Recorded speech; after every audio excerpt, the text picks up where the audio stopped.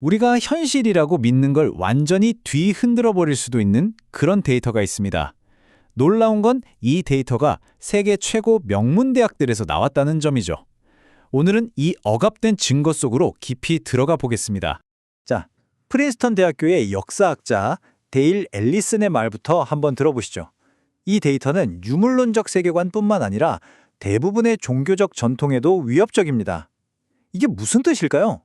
이 데이터가 과학만 흔드는 게 아니라 우리가 아는 거의 모든 종교까지도 위협한다는 거잖아요. 바로 이 지점이 오늘 우리가 파헤쳐볼 미스터리의 시작점입니다. 앨리슨 교수가 주장하는 핵심은 이거예요.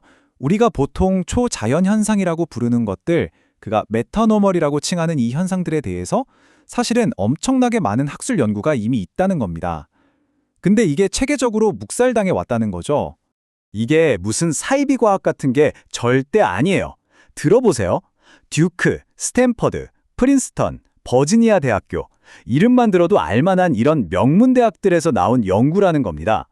여기서 나온 증거들은 기존의 물질주의적 세계관으로는 정말 도저히 설명이 안 되는 것들이란 말이죠.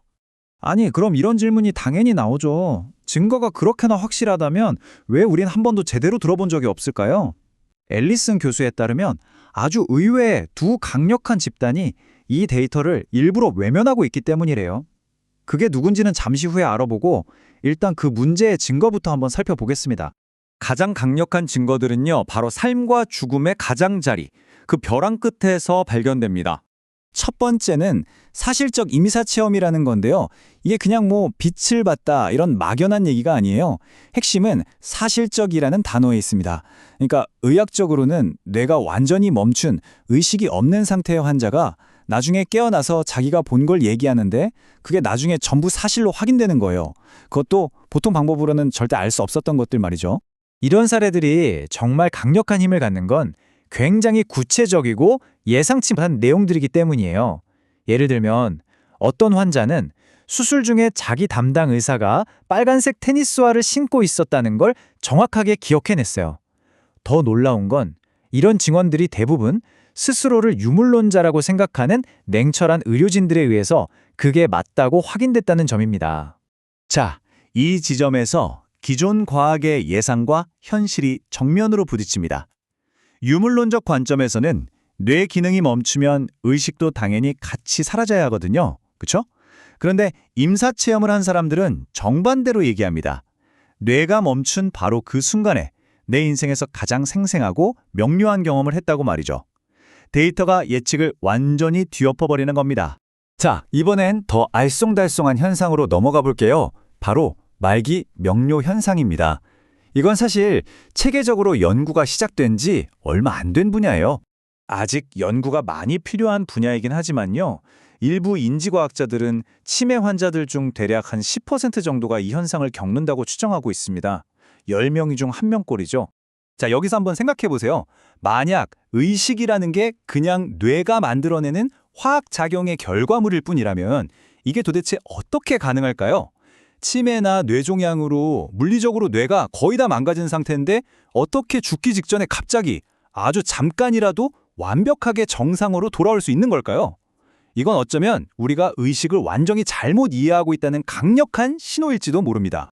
좋아요. 그럼 뇌가 의식을 만들어내는 공장이 아니라면 도대체 뇌는 뭐라는 걸까요? 여기에 대해서 아주 오래전부터 전해져 내려오는 비유가 하나 있습니다. 심리학자 윌리엄 제임스가 널리 알린 비유인데 이게 아주 그럴듯한 대안을 제시해줘요. 자, 옛날 브라운관 TV를 한번 떠올려 보세요. 만약에 망치로 그 TV를 박살내면 당연히 화면이 꺼지고 방송은 더 이상 안 나오겠죠. 하지만 여기서 가장 중요한 점이 있습니다.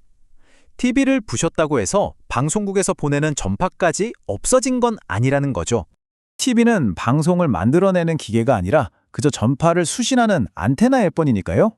이 비유는 어쩌면 우리의 뇌도 의식을 만들어내는 게 아니라 어딘가에 존재하는 의식을 수신하는 일종의 안테나 같은 역할을 하는 게 아닐까 하는 생각을 하게 만듭니다.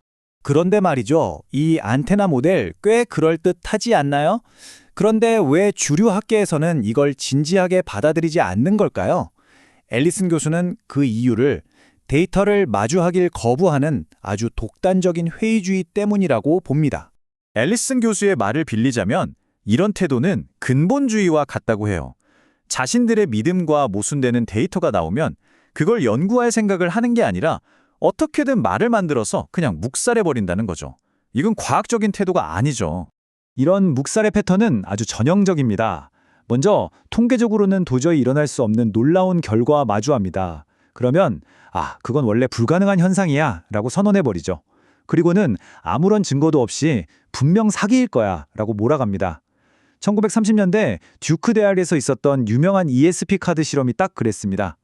결과가 너무나 압도적이라 반박할 수가 없으니까 그냥 실험자가 사기를 쳤을 거라고 주장해버린 거죠. 자, 그런데 여기서부터가 진짜 반전입니다. 이런 형상을 억압하는 세력이 과학계 유물론자들뿐만이 아니라는 거예요.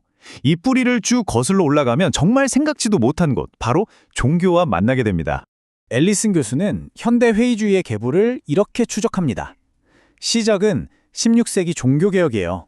당시 개신교는 카톨릭이 주장하던 수많은 기적들을 부정해야 할 신학적인 이유가 있었죠. 그러면서 기적은 성경 시대에 이미 끝났다는 중지론이 힘을 얻게 됩니다. 그리고 18세기 계몽주의 사상가들이 바로 이 개신교의 회의주의적인 틀 위에서 자신들의 사상을 발전시켰고 결국 20세기의 과학적 유물론이 그 바통을 이어받게 되었다는 겁니다. 결과적으로 아주 기묘한 동맹이 만들어진 겁니다. 한쪽은 성경교리에 어긋난다는 이유로 다른 한쪽은 물질주의 법칙에 어긋난다는 이유로 초자연 현상을 거부하는 거죠. 이유는 다르지만 결론은 똑같습니다. 이런 현상들은 악마의 속임수이거나 인간의 착각이거나 아니면 사기일 뿐이라는 거죠. 서로 다른 두 집단이 같은 현상을 억압하는데 이해관계가 딱 맞아떨어진 겁니다. 그러니까 결론은 정말 충격적입니다.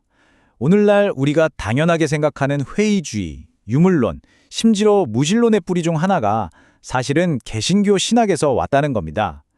과학과 종교의 싸움이라고 생각했는데 알고 보니 오래된 종교 전쟁의 유산이 과학의 옷을 입고 있었던 걸지도 모르는 거죠. 자, 이 모든 이야기는 우리에게 마지막으로 이런 질문을 던지게 만듭니다.